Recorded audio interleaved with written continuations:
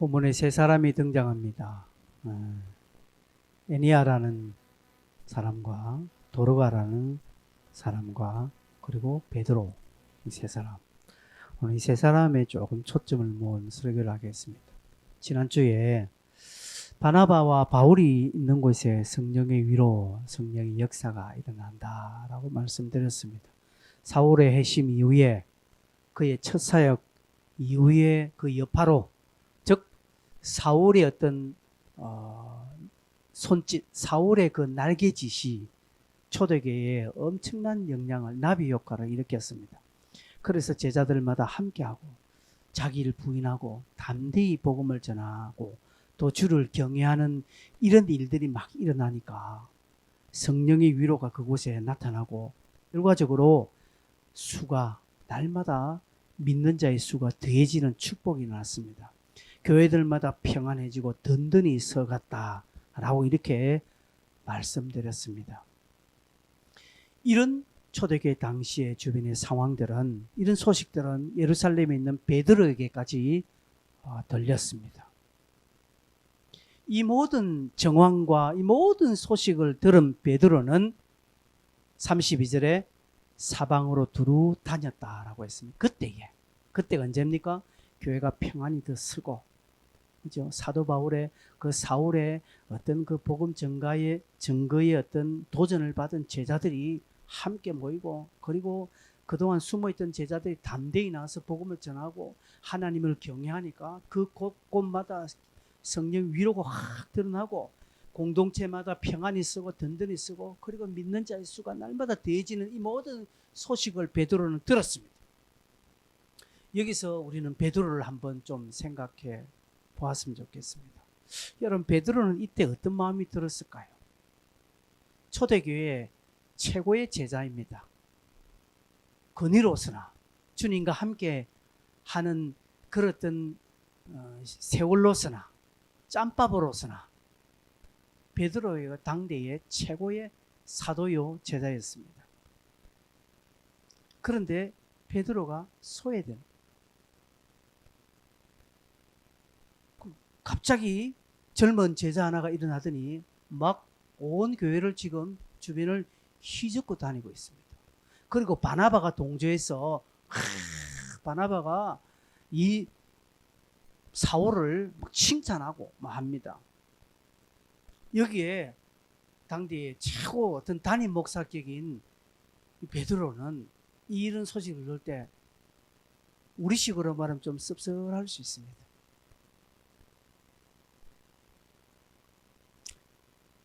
사울 저게 전에 핍박자 아니냐 저게?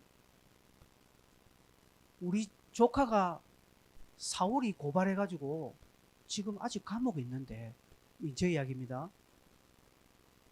내 주변의 사람도 사울 때문에 지금 그 집안이 풍파를 만났는데 저게 어느 날 굴러온 돌이 박힌 돌을 뺀다고 저기 설치네. 근데 또 아이러니하고 막 성도들마다 도전을 받고 교회는 또 잘 돼가요. 부흥해요. 그래서 영적인 시기 질투가 버글버글 일어나서 저거 좀 뒷조사 좀 해봐라. 저기 나를 제끼고 저기 지금 뭐하는 짓이야? 라고 할 수 있는 상황입니다. 저 같으면 충분히 저는 그렇게 했습니다. 그런데 이 모든 정황을 사도 베드로는 보고 거기에서 하나님의 음성을 체크합니다.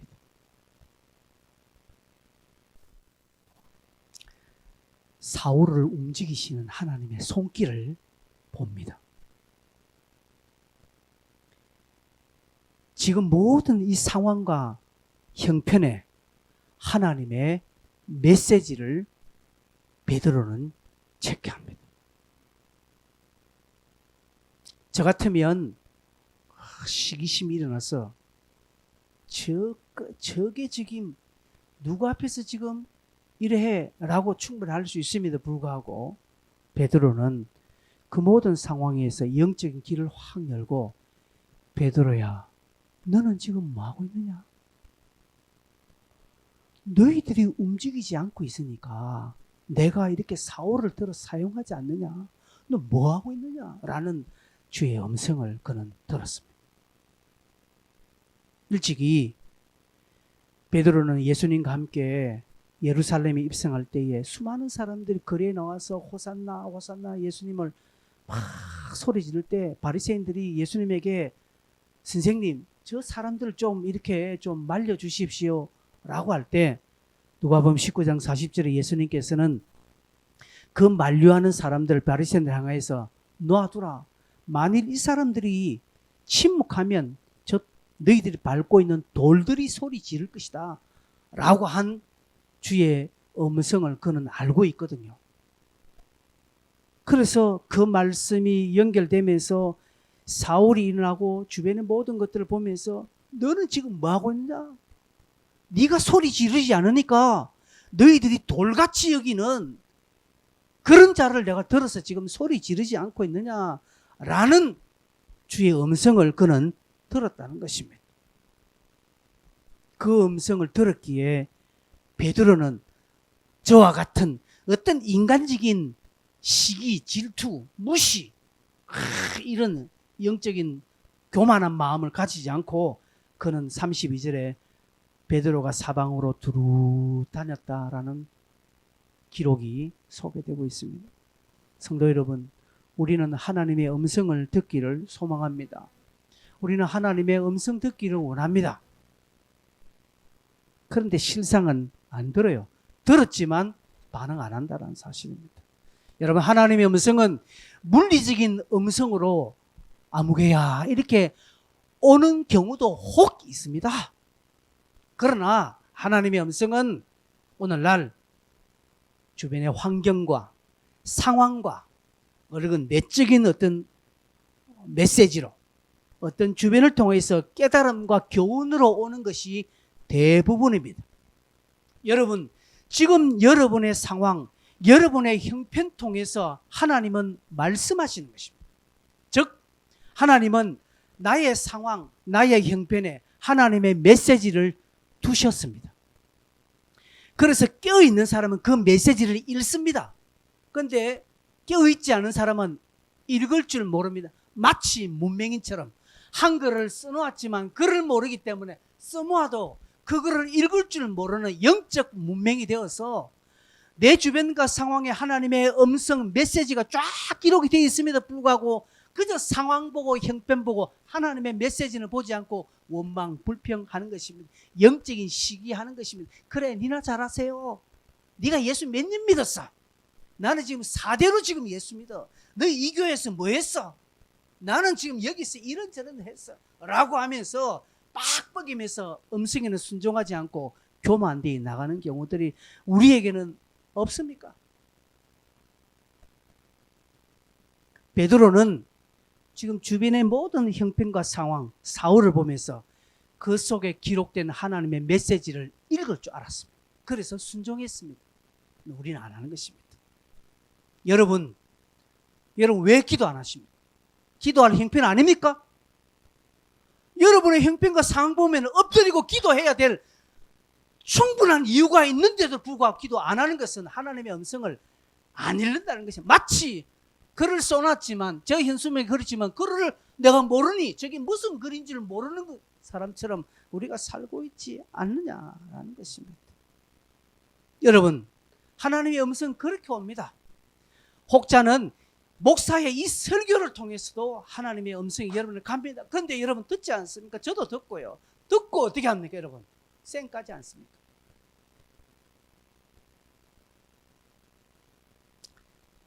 메시지를 듣고 베드로처럼 우리 또한 순종해야 합니다. 선한 길로 가야 합니다. 옳은 길을 따라가야 합니다. 며칠 전에 제가 양목교회 강동현 목사님 만났습니다. 만나면서 이분이 참 신실하게 살려고 노력하시고 자기가 알고 있는 인도의 어떤 선교사님이 코로나에 걸려서 고열이 걸리고 지금 생명의 경각이 있대요. 인도에서는 손도 못 쓰고 그래서 몇몇 후원자들이 그 에어버스, 그 이제 비행기, 그 음압 시설이 되어 있는 에어버스, 이 비행기를 보내어서 그 선교사를 데려오려고 하는 거. 그래서 그 강 목사님 그것을 듣고 그 에어버스를 추진하는데 2억이던데요. 자기들 왜 이 소식이 자기에게 들렸을까라는 메시지를 들은. 왜 이야기를 내가 들었을까? 왜 이야기가 내게 왔을까?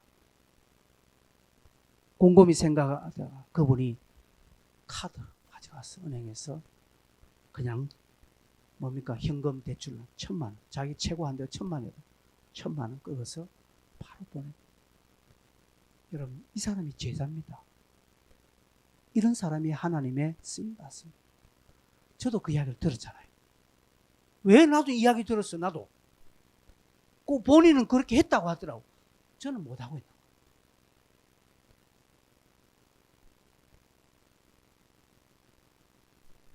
여러분, 하나님은 오늘 저와 여러분 앞에 수많은 환경과 여건과 상황을 통해서 우리에게 말씀하시는데 안 읽는다는 것이죠.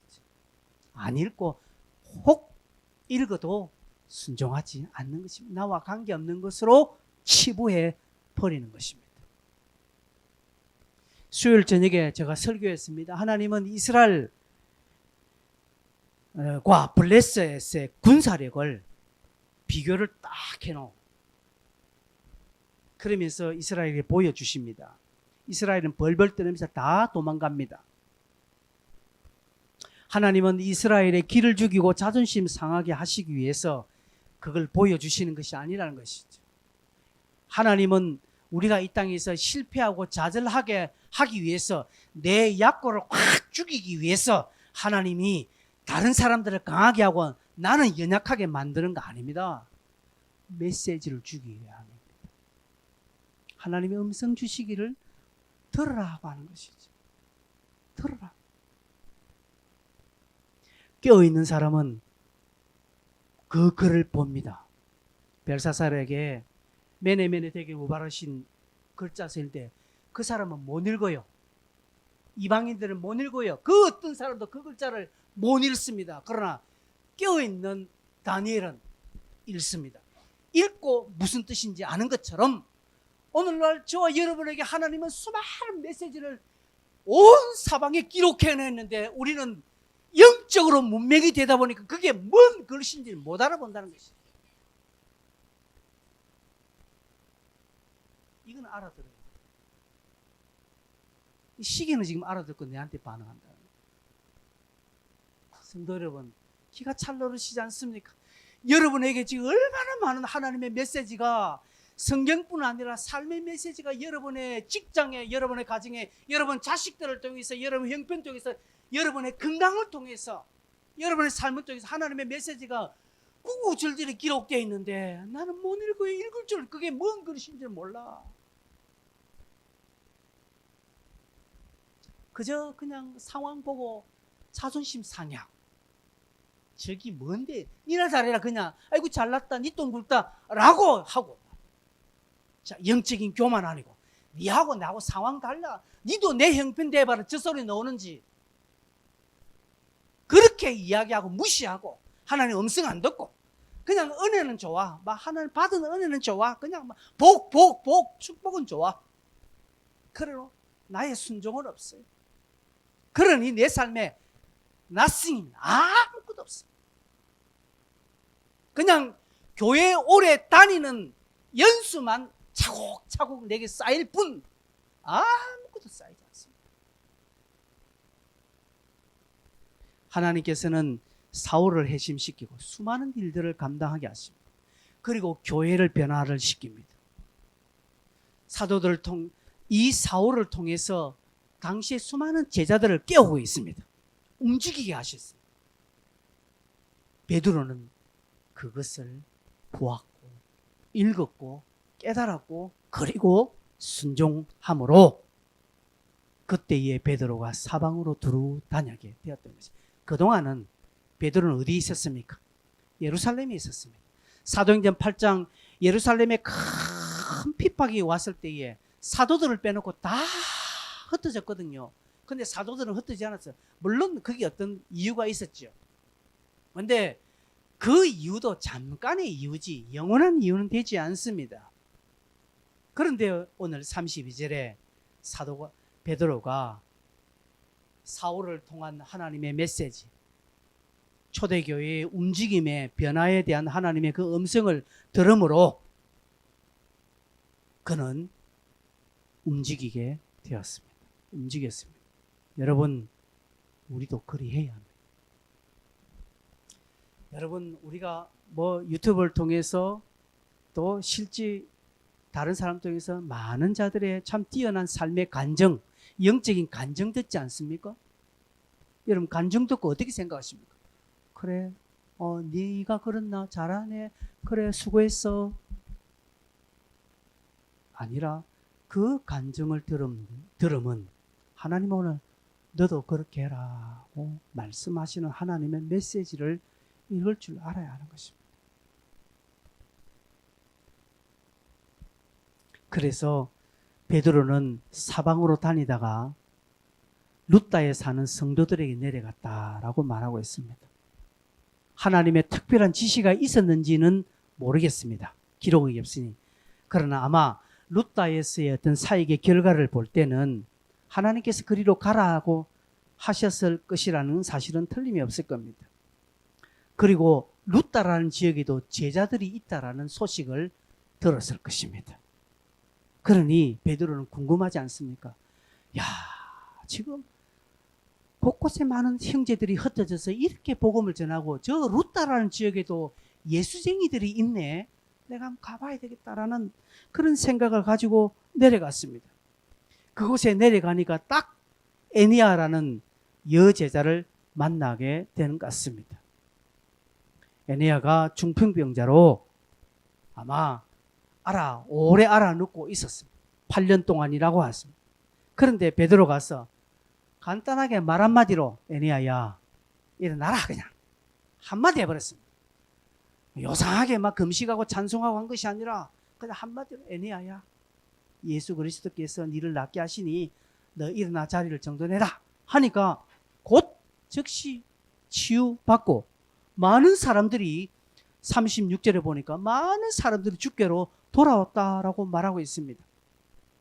사도행전을 읽다 보면 많은 사람들이 주께로 돌아왔다는 표현들이 제법 있습니다. 여러분 너무나 쉽게 돌아오는 것 같아요. 우리는 그렇게 한 사람 전도하기 얼마나 힘듭니까?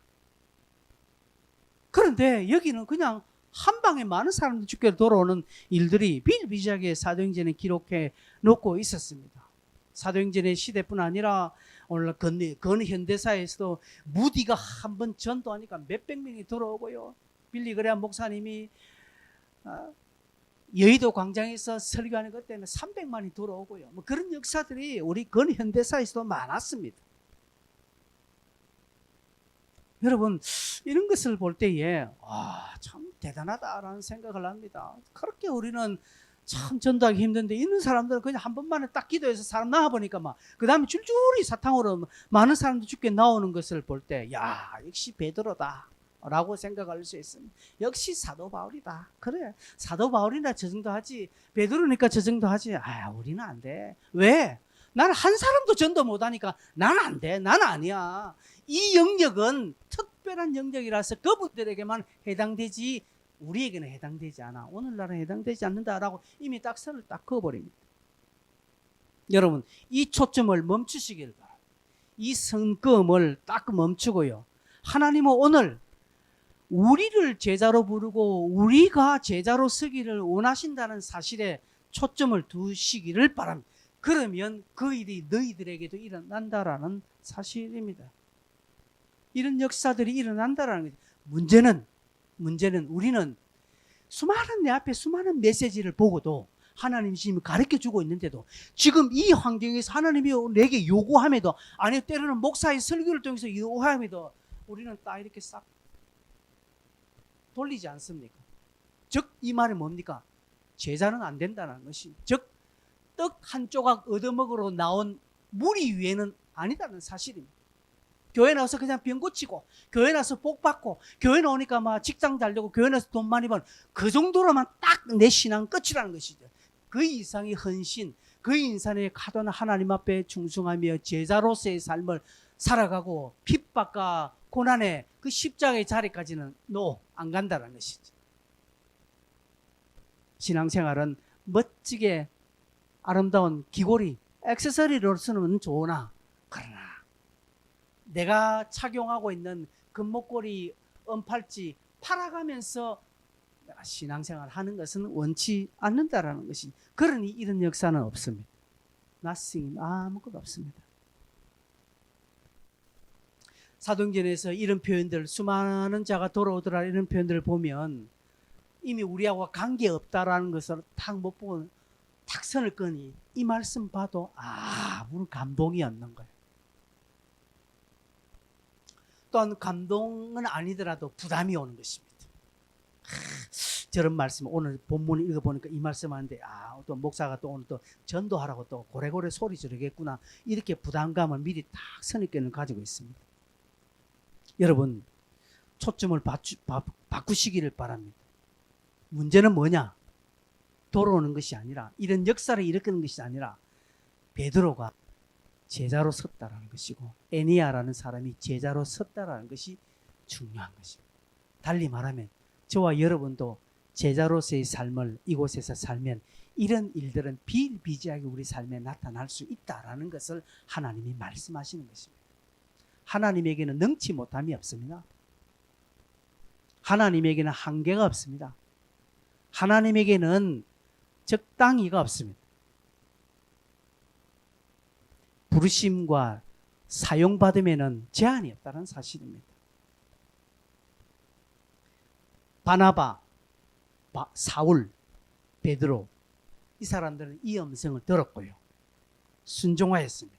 그리고 초대교회에 나오는 수많은 이름을 밝히지 않은 수많은 제자들은 이런 것에 순종하였고, 결과 놀라운 치유와 놀라운 회심의 역사들이 곳곳에 일어났다라는 사실입니다. 루따로 내려간 베드로, 여기에서 에니아를 살리죠. 그 일들을 하시는 것입니다. 하나님은 제자들에게 일을 일으키시는 분이십니다. 제자에게는 일이 일어납니다. 제자에게는 일이 있습니다.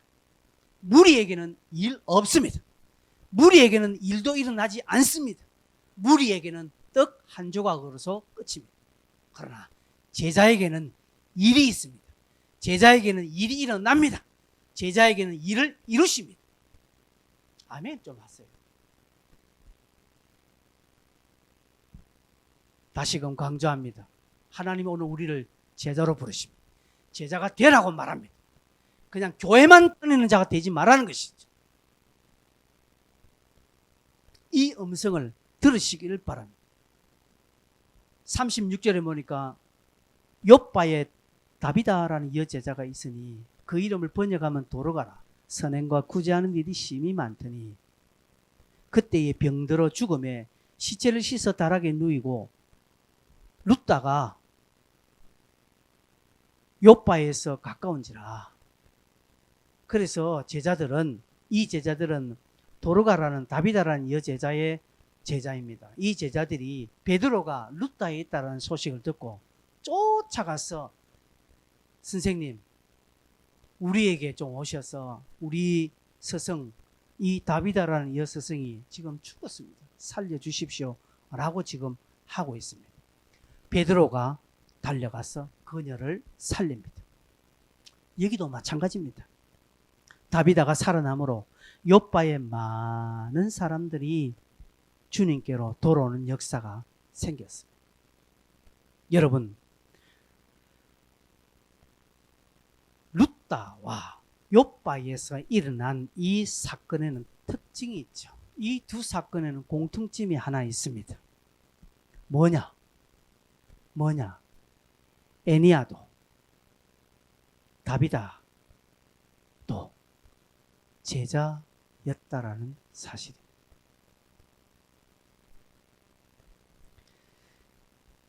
다비다의 옛 제자가 다비다라는 그의 제자들이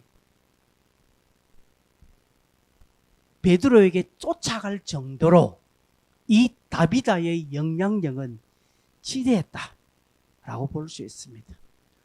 요바의 많은 사람들에게 아주 영향력을 미쳤던 사람임을 볼 수 있습니다.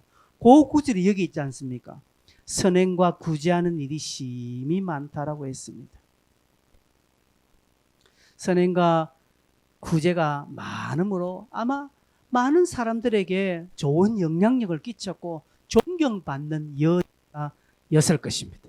아마 이 다비다도 초대교회의 좋은 점을 그대로 본받은 것 같습니다. 사도행전 2장에 나와 있는 서로 제 재물을 제 것으로 여기지 않고 팔아서 가난한 자 나눠주고, 또한 듣기로는 바나바라는 그 어떤 유명한 사람은 자기 전 재산을 팔아서 가난한 사람들을 내어놓았다는 소식을 듣고 그걸 따라하는 그런 아나니아와 삽비라는 그렇게 얄팍하게 따라하다가 그냥 죽고 하는 이러한 것들을 아마 그녀는 들었을 것입니다. 그래서 자기도 그러한 삶을 살아야 되겠다라고 그것을 보고 그 음성을 듣고 그 메시지를 보고 자기도 그렇게 살아야 되겠다라고 하면서 실제로 그렇게 살았습니다. 그러니 수많은 제자들이 생겼습니다. 이 제자들이 베드로에게 찾아가서 도움을 요청합니다. 우리 선생님이 죽었으니 살려달라. 아마 믿음이 있었죠. 죽은 사람인데 어떻게 죽은 사람한테 와서 살려달라는 소리. 지금 병들어서 지금 오늘 내일 하는 것 같으면 와서 좀 도와달라고 하는데 이미 죽었으니까 사건은 끝났어요. 죽음으로써 모든 사건은 종결되었어요. 그럼에도 불구하고 이 제자들은 가서 도와달라는 것은 제자들에게 믿음이 있었다는 사실이에요. 이 믿음은 누구의 믿음이었겠습니까? 그의 스승 다비다의 믿음이었습니다. 다비다라는 이 여제자는 그런 믿음을 가진 제자였죠. 그 믿음을 가진 제자가 제자들을 만들어내는 것입니다. 그래서 베드로가 가서 도왔습니다. 여러분, 만약에요, 에네아도 마찬가지입니다. 이 사람들이 제자가 아니고 그냥 예수 믿는 사람이었다면 이런 일들이 일어났을까 생각을 합니다. 당시 교회가 평안해지고 든든히 서가고 있을 때 하나님은 룻다와 욥바에 있는 제자들에게 관심을 가지셨습니다. 그곳에서 하나님을 신실하게 믿고 주위의 선한 영향력을 미치면서 살아가는 제자들의 어려움을 보셨습니다. 그들의 중풍병자, 그들의 죽음을 하나님 보시고 베드로를 급하게 보내시고 그들을 치료하시고 살려주셨습니다. 이유는 제자였기 때문에 그렇습니다.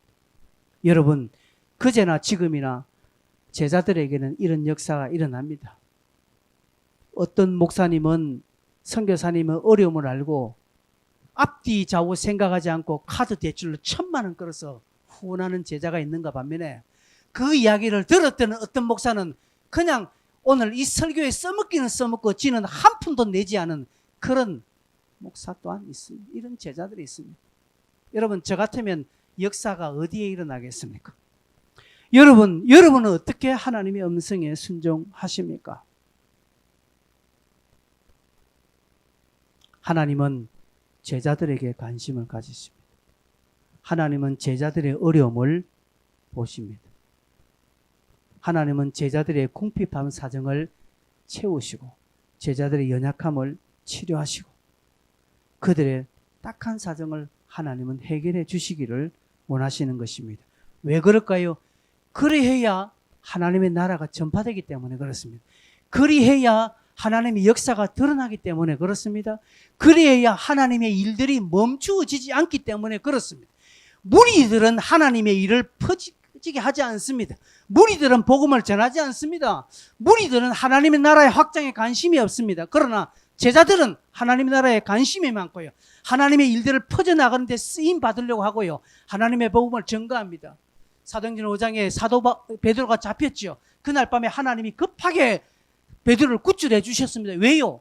교회가 기도했기 때문에, 베드로가 훌륭했기 때문에, 베드로가 대단했기 때문에. 지금 하나님의 일들과 하나님의 복음이 지금 막 베드로를 통해서 지금 전파되는데 딱 잡힘으로 하나님의 일이 중단되었기 때문에 하나님이 풀어내신 것이라고 제가 그때 설교해 드렸지 않습니까?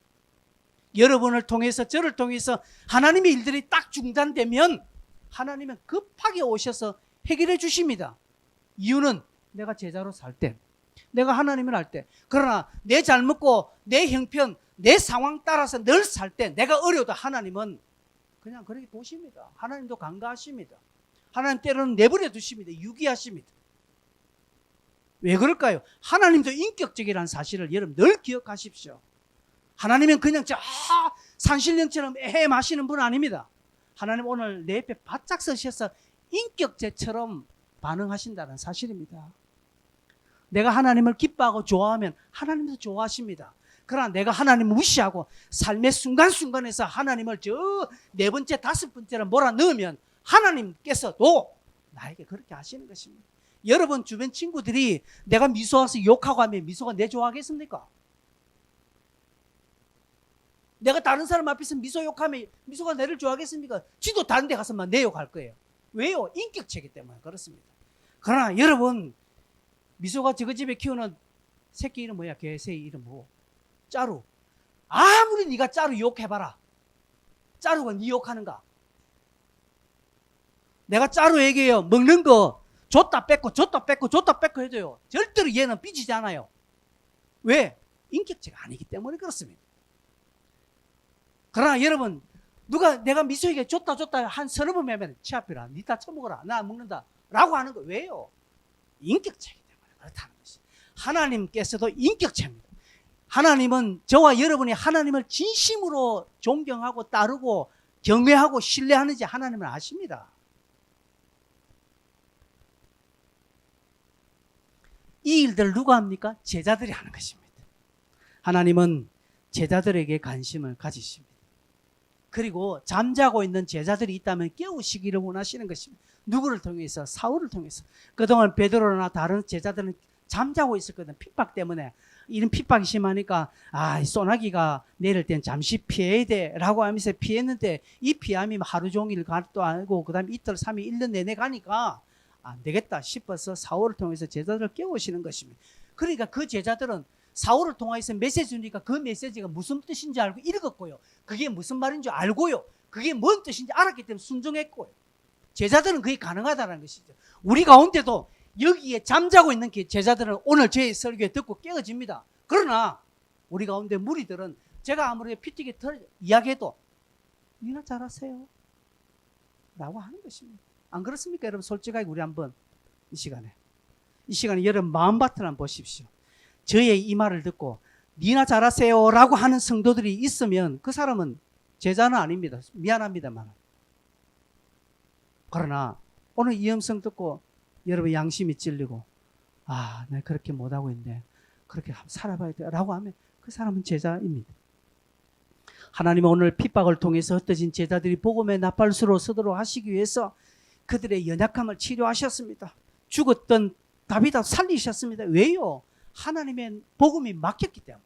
하나님의 나라가 지금 확장에 지금 딱 중단되고 있기 때문에 하나님은 에니야를 살리셔서 계속 복음의 전파를 하도록 하셨고 다비다를 살리셔서 많은 자들을 살리도록 하나님이 일들을 하라고 그들을 살려주셨다는 사실입니다.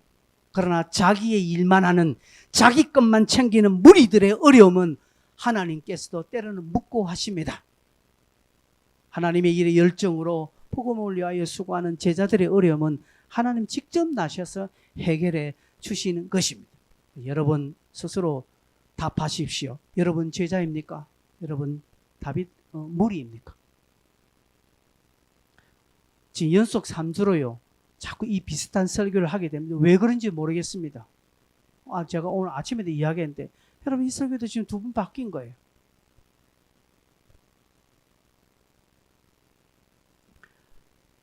하나님은 오늘 그렇게 우리를 사용하시기를 원합니다. 제자는 어떤 상황에도 음성을 듣고 순종합니다.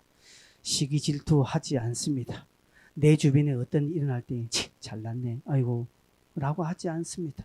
그런 마음이 일어나더라도 그런 마음이 생기더라도 금세 확 그 마음을 이루고 하나님 나도 저렇게 하겠습니다 라고 하는 것이죠. 자기를 부인하니까 제자입니다. 음성을 들으니까 제자입니다. 여러분 처해져 있는 상황 형편에 하나님의 메시지가 기록되어 있습니다. 읽으십시오. 그걸 읽고요. 반응하시기를 바랍니다. 사울도 반응했습니다. 베드로도 반응했습니다. 바나바도 반응했습니다. 그들이 똑똑했어요? 그들이 무슨 대단한 충성심에 강해서 한 것 아니다는 사실입니다. 하나님의 위로는 제자들에게 일어납니다. 하나님의 간섭은 제자들에게 일어납니다. 무리에게 하나님 간섭하지 않습니다. 여러분, 남의 집 자식한테 왜 네 이번에 성적이 이 모양 이거리고 라고 하는 부모 없습니다. 내 자식한테 왜 이번에 성적이 이 모양이야 라고 부모는 이야기합니다. 내 자식한테 이야기합니다. 남의 자식한테 이야기하지 않습니다. 하나님은 하나님의 자기 제자들에게 책망도 하시고요. 자기 제자들을 붙드십니다. 제자들에게 나타나십니다. 제자들에게 말씀합니다. 그러나 제자가 아닌 자들에게는 하나님은 그냥 일반 은총으로 하나님은 대우해 줍니다. 그러니까 네가 열심히 하면 네 열매를 얻을 것이고 네가 열심히 하지 않으면 그냥 못 얻을 것이야. 그러나 제자들은 그렇지 않습니다. 제자들은 열심히 할 때 30배, 60배, 100배로 가는 것입니다. 이제 말씀을 맺겠습니다. 여러분 곰곰이 생각해 보십시오. 애니야, 다비다. 이 사람들 그저 평범하게 그냥 예수만 믿는 사람이었다면 이런 일들이 일어났고 성경에 기록되었을까요? 여러분 성경에 기록되지 않은 당대에 초대교회에 얼마나 수많은 역사들이 많이 있었겠습니까? 그럼에도 불구하고 이 두 여제자들이 여기 딱 소개해 놓은 것이 무엇일까요? 이들이 대단했어요? 아니 이 사람들 이야기는 뒤에 안 나옵니다. 이제부터는 베드로의 이야기가 소개되고 있지 이 여제자들은 나오지 않습니다. 그럼에도 불구하고 성경이 이렇게 기록해 놓은 것은 무슨 이유일까요?